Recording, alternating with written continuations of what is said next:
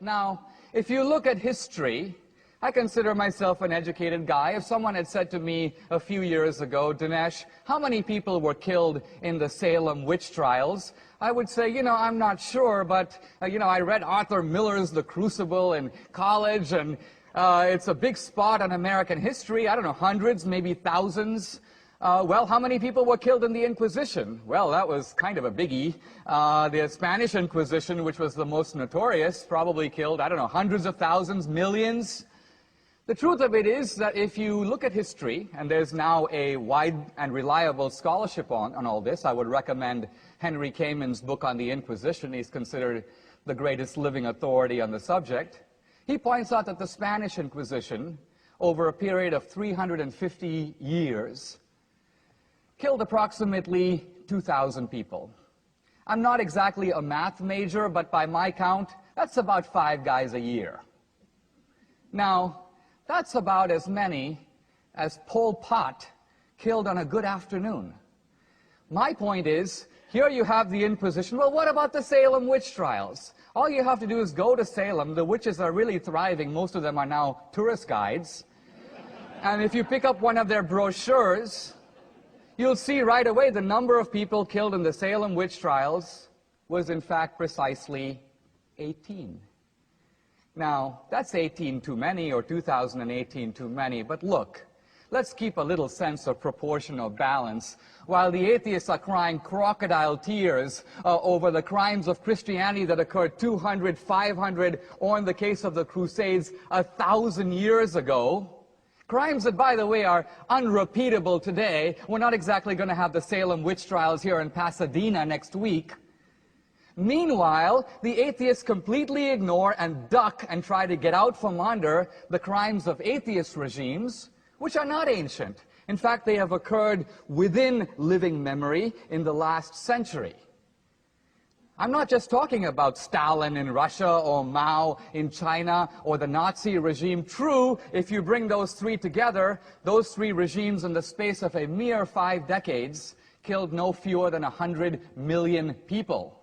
In other words, the regimes of atheism have produced a virtual mountain of bodies and an ocean of blood. We're not even talking about Pol Pot's 2 million, or Ceausescu, Kim Jong-il, Fidel Castro, Enver Hoxha, the list goes on.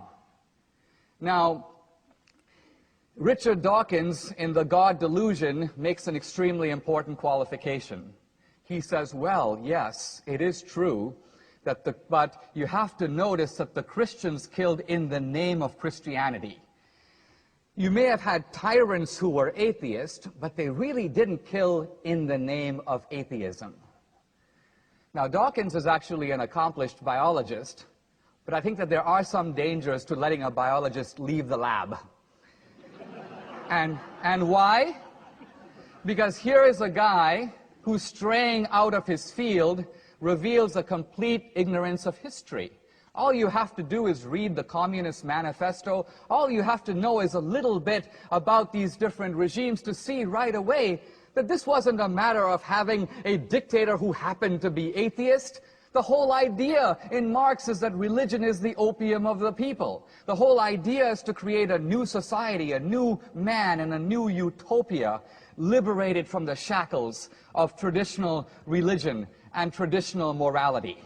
So here's my bottom line, and that is, if you think the Bin Ladens of the world are bad, Bin Laden in his wildest imagination could not even begin to match the crimes of atheism that have occurred within our lifetime. It is atheism, not religion, that is responsible for the mass murders of history.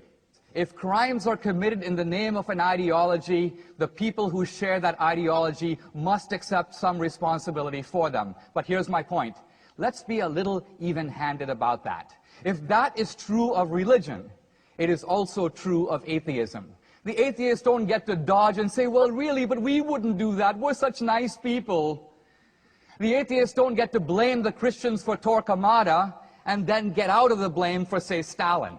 We have to use a single standard in this argument. So I think at the end of the day, we will find that there is good and there is evil. It is, of course, in human nature. We're going to see it everywhere.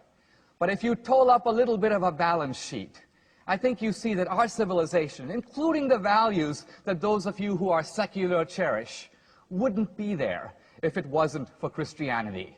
In this sense, I think you can say, even if reluctantly, even Michael Shermer, thank God for Christianity. Thank you very much.